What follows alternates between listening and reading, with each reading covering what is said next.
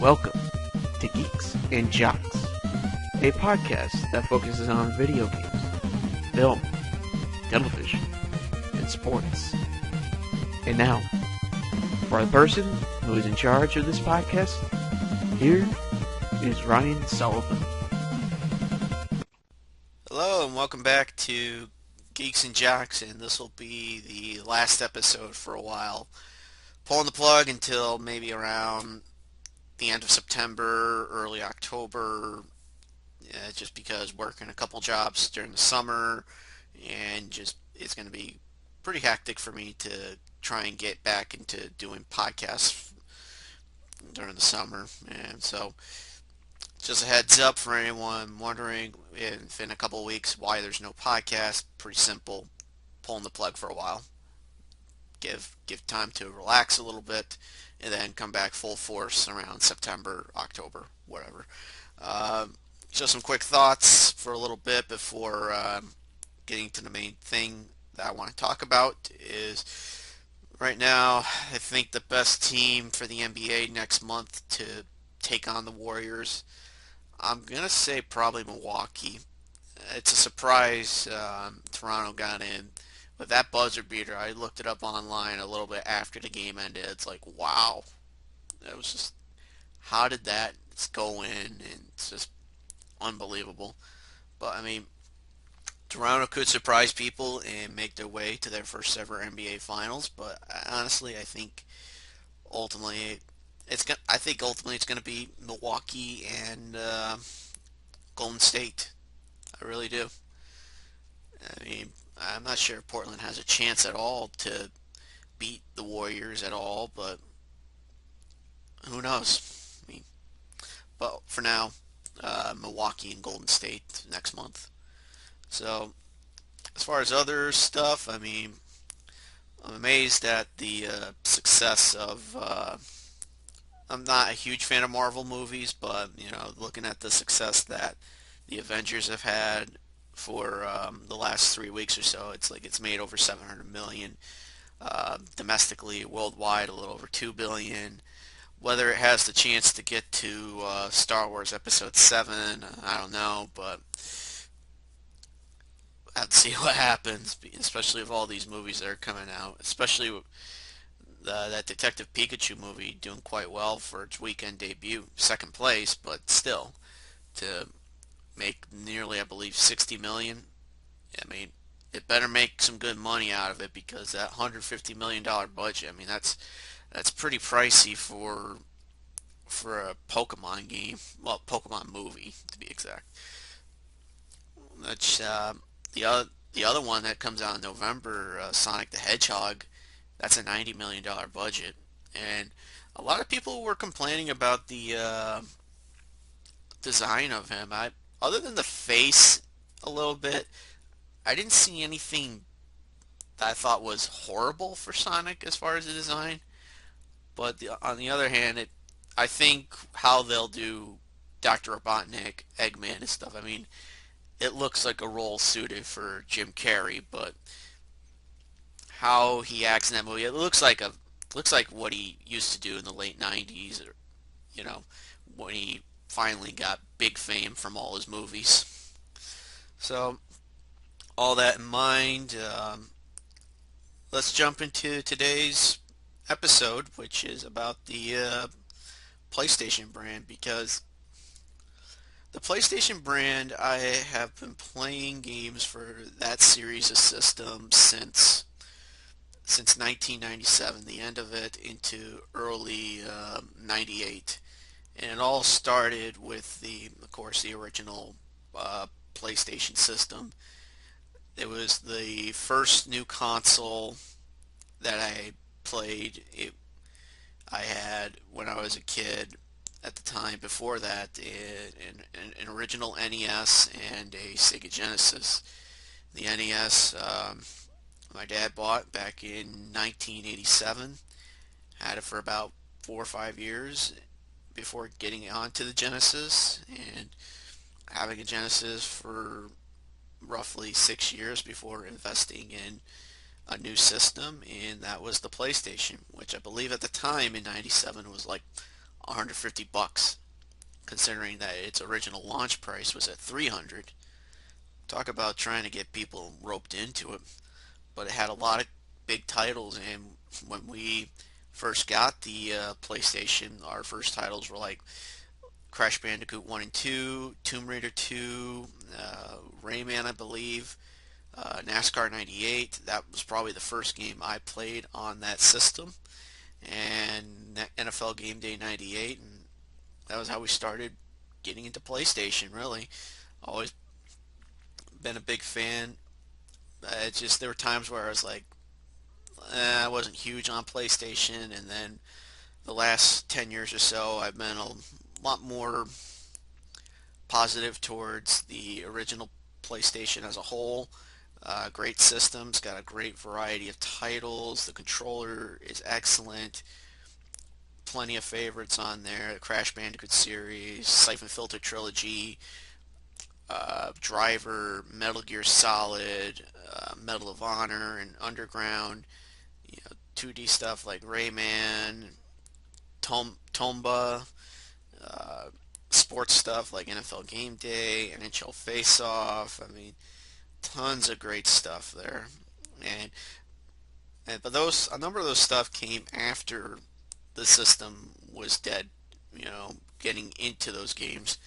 But for the most part, played PlayStation up until 2003, and that was when we invested into a PlayStation 2, which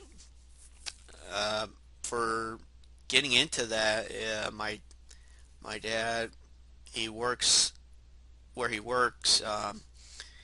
They do like pools for football, and if you had like the most wins during that week, including the Monday night game, you win a certain amount of money. And there was a week where I picked the right ones, picked the most wins out of all of them, and won quite a bit, like a little over 200, and it gave us the chance to get into a PlayStation 2. I didn't know we were going to get into it, but before that, we played PlayStation 2. My older brother got a PS2 and mainly played one of three games he had, and one of them was Grand Theft Auto 3. I played GTA 1 and 2 back around 2001. Got those games in '02 as part of a triple pack. This was right around when the original PlayStation was starting to get bundles for trilogy packs and stuff like that.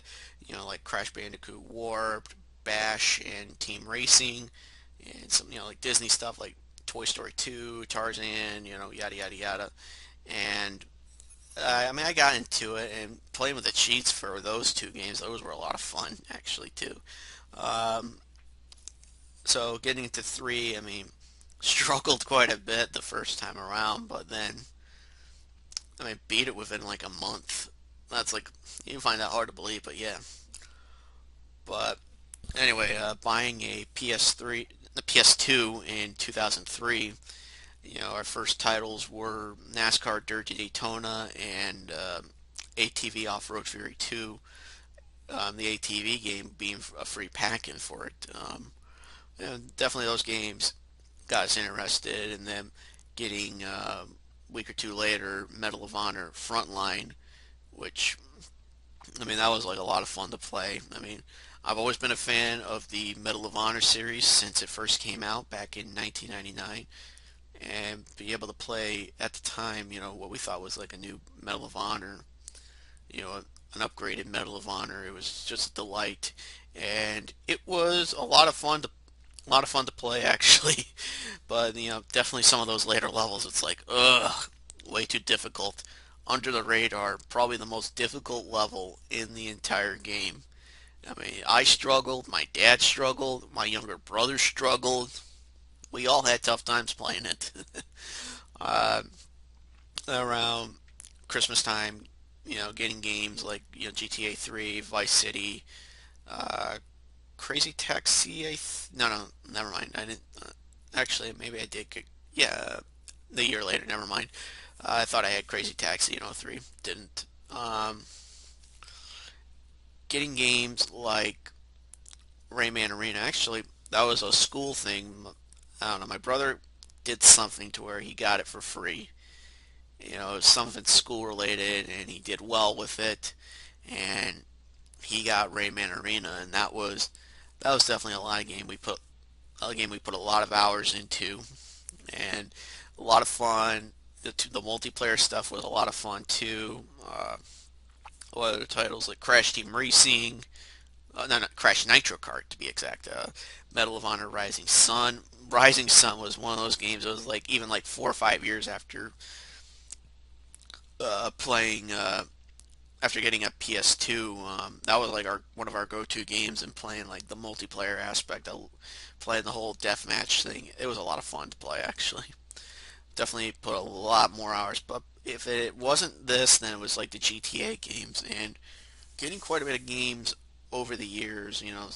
Stuff like uh, Destroy All Humans, MLB The Show, and a few other titles too. I mean, it really made playing the PlayStation 2, despite how unreliable the system was, a worthwhile system to get into because of all the titles it had and just all this stuff that you saw during the lifespan of the system. And to be able to play PS1 games as well, I mean, was a delight. It really was. So, getting into PlayStation 2, I mean, over the years, I haven't played PS2 in probably about 5 years or so, but it's hard to find a working PS2, and I hope at some point there's a emulation or something, or someone that will make the hardware similar to what a PS2 was and have it more reliable compared to what was seen on the actual hardware, you know.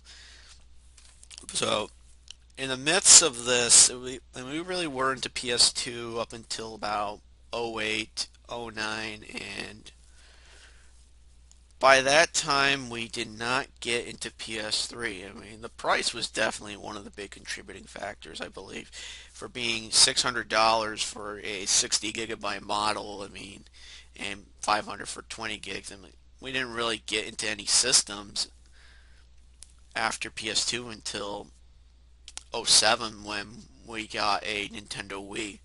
And that was a fun little system. Not the greatest system in the world looking back in retrospective, but it was not a bad system. But we got into the Xbox 360, my brother and I actually, in 2010 and played it for a couple of years until, I mean, my dad was not pleased about the 360, the fact that you needed an account and to set up online, you needed a gold account to play games online, and that was tough for him. And he stuck to playing on the Wii, and he enjoyed playing, like Call of Duty, Modern Warfare on the Wii. With the online and stuff, it was fun for him. And then around the end of 2012, we got him a PlayStation 3, which is one of the I think it's one of the 250 gig models, I believe, which which is a lot for compared to what we saw in '05, '06 with the 360 and PS3 when they first came out. And as far as PlayStation 3 goes, I I definitely got into it the first 3 4 months of when we owned it, and I mean, I definitely got into some of the games that I got and what my dad got. Like Call of Duty 4, Modern Warfare, Black Ops, Sonic and Sega All Stars Racing, Metal Gear Solid 4, Wolfenstein, and the system never really appealed to me after about 3 4 months, and very rarely did I come back to the PS3. I would have an itch to play it every once in a while, and that was the case for a good 3 years. And then there was like a span of time where I didn't feel like playing any games, not just PS3, but any system in general. I just didn't have any drive to do anything. And then, I mean, I got back into playing the 360 around, I don't know, like August, September of 2016, and then around October, I got back into playing PlayStation 3, and I went full throttle with playing that system. One of the first games I got playing when I got back into it was DuckTales Remastered, which is a great game, by the way. Maybe not as good as the NES game, but still a great game. Went through all the trophies and all the difficulties within like 2 days. Then went on a tear through the first Uncharted, which I tried the first Uncharted like when it was like when we first got the system. It was okay. I didn't really think much about it, and just when getting back into the system, I went through all of it and like within a week got all the trophies and played on the hard difficulties and all that. Finished up Back to the Future, the game. I had played it in short spurts and for a good year or so, and just didn't really. I mean, I finished it, but it was like I know there's trophies I want to get, and for like a few days got into that, and like it just went through an assortment of titles, and it's just like Uncharted, The Last of Us a little bit, Wolfenstein, getting whatever single player trophies I could get, Sonic and Sega All Stars, and a bunch of other titles too, and like getting into Splatterhouse a little more. Trying to think of other games, Fallout New Vegas, and it didn't really for like the first half of 2017. I mean, I definitely was playing PS 3 in short spurts, but at the same time, I was also playing the 360 and getting into stuff like Sonic Unleashed, South Park, The Stick of Truth, Red Dead a little bit, Duke Nukem Forever. And actually, Duke Nukem Forever was another game in the last year or two I've went through a bit on PS3 after going through the 360 version. Uh, and so, I mean, I'm still playing PS3, but it's one of those things. It's like I've slowed down a bit on playing it for the most part. I definitely do want to get back into playing some of the games though, because there is quite a bit that there is on the system that you know I missed out on, or that maybe there's stuff that you know I might have played but may have forgotten. Maybe I might enjoy it a little more or less. So as far as other systems, I my brother and I had a PSP. We still do. It's just haven't played it in a very very long time. But PSP. I mean, it was an alternative to the Nintendo DS, and I definitely got some good enjoyment out of it playing, GTA, Liberty City Stories, Hot Shots Golf, and Super Collapse. Anyone remember the Collapse games? Those were fun puzzle games. Puzzle Quest, and this little obscure RPG game, Grumman. It's like a game where you're a kid who finds monsters and you help them out. And it was actually a lot of fun. I actually beat the game. Not sure if it was 100%, but it was a lot of fun to play, actually. uh, Lately, I haven't really been playing. I don't think the last time I really played PSP was probably, God, I don't know, probably about 6, 7 years ago, I guess. So I, for the most part, haven't played in a long time, but it wasn't a bad system. Definitely a lot more enjoyable than people realize. I have not played the Vita. That is actually a system I wouldn't mind getting into a little bit, but I'm curious to see how gimmicky some of the games are. I know a few of them are, but it looks like it'd be okay. Just marred by poor marketing, a hefty price tag, which has been one of the problems this past generation with not just Vita, the 3DS, although to be fair, the 3DS recovered from its debacle launch with like price cuts and all that. So as of now, my main go-to system is the PlayStation 4. And as far as this generation goes for gaming, um, my brother, his friends had Xbox Ones from the get-go, and I mean, both that and PS4 is like they didn't come off to me as like worthy investments because $300 for 500 gigabyte models, especially looking at how games are today, I mean, it's not really worth the asking price. I mean, even like, it just the number of the titles just didn't catch my interest, you know. And even with having like Grand Theft Auto 5 for the 360, it's like I'm not sure if I'd be interested in a port to the newer systems, especially with spending $60 on the original version. And for a while, I just didn't really feel interested in any of these new systems. And I mean, there were definitely a few games that, as time went on, it was okay. This might be stuff like Fallout 4, Doom, but it just didn't. I felt like I needed more titles, and I felt like it needed to be at least a terabyte because there were terabyte models, but they were like pretty pricey. I think like $100 more, I believe.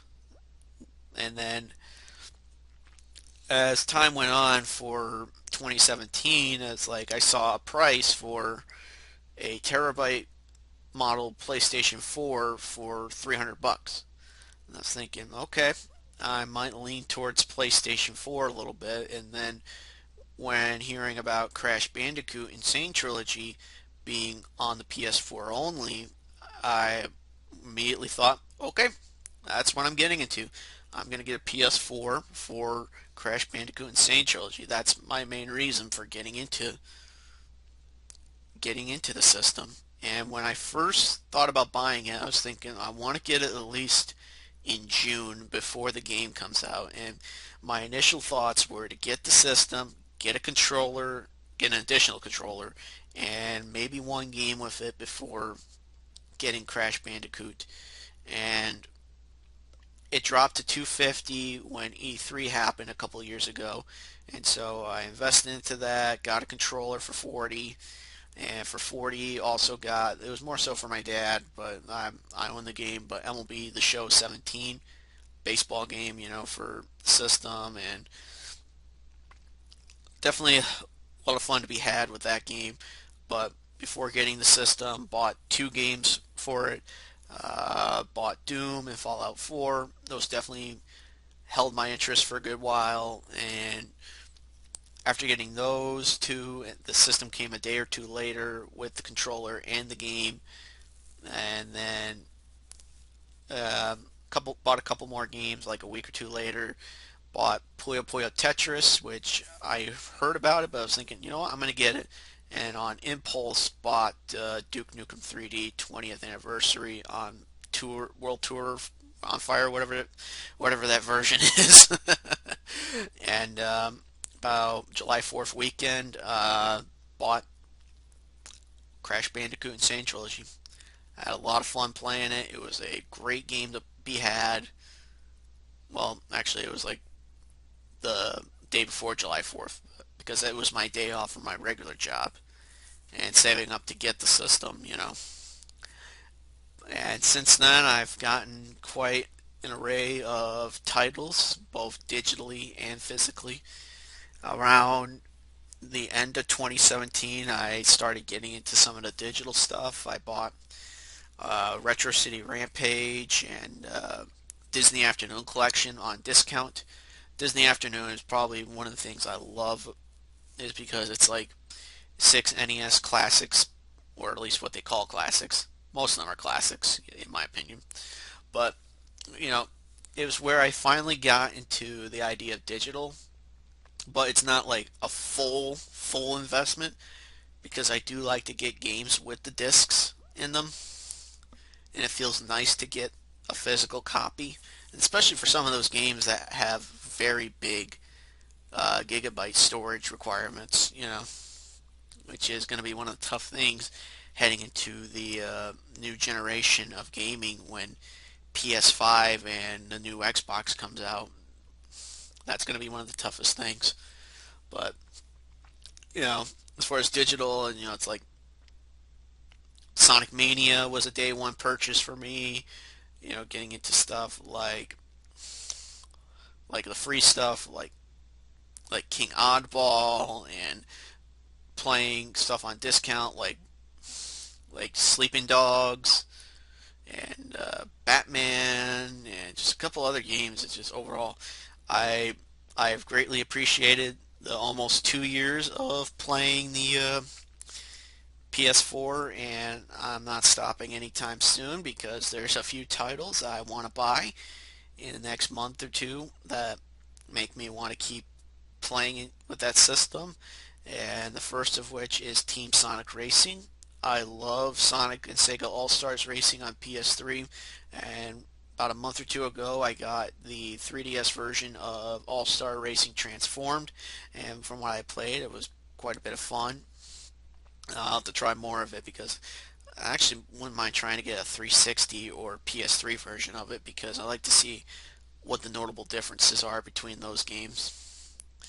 And I love kart racing. I love Mario Kart 64, mostly the multiplayer, and then the same thing would apply to Double Dash. As far as non-Mario Kart goes, I love Crash Team Racing, which comes out next month, remastered for all the systems and I believe computers as well. Uh, Come the end of July, I am definitely interested in Wolfenstein Youngblood. The idea of playing as a different kind of Blazkowicz. Uh, it's no BJ, but it's a member of his family, his twin daughters. So it'll be a lot of. I think it'll be a lot of fun, and for a nice little expansion. Going through Wolfenstein 2, by the way, right now, and uh, I'd say not as good as New Order, but it has its own goodness in its own way, especially with the hub world and revisiting the levels in a certain way again. Uh, Love New Order. I like Old Blood, and so far I'm put 30 hours into New Colossus, which is a lot of fun in its own way, as I said, especially with being able to play Wolfstone 3D, which is all 6 episodes of Wolfenstein 3D, just edited to make the Americans look like bad guys and the Nazis look like good guys in that game.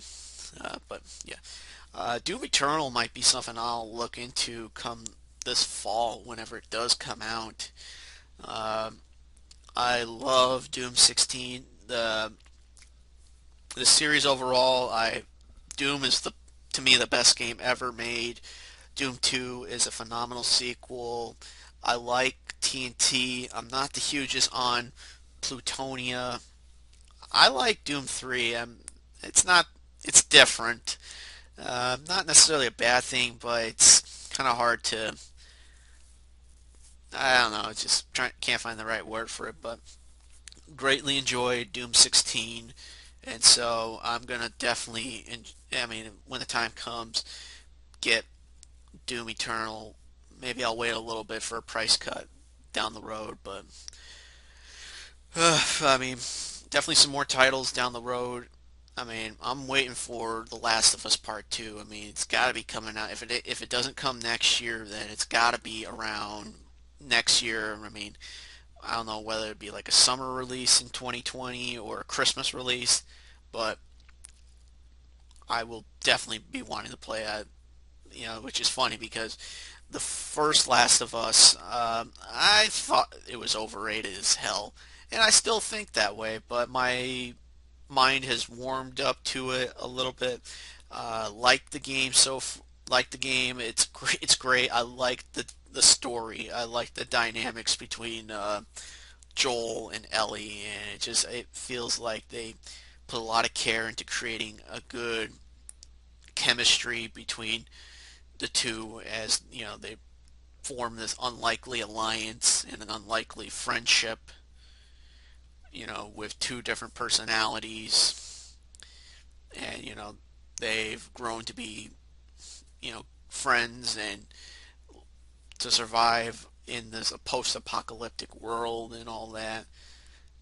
I just can't wait for the second one. So that should wrap things up. I know these episodes are put on YouTube, but I will try and put these on Anchor as soon as I can and see how they do on there. And probably when it comes towards the fall season, I will try and simultaneously put these on both YouTube and Anchor when the second season of podcasts come into play.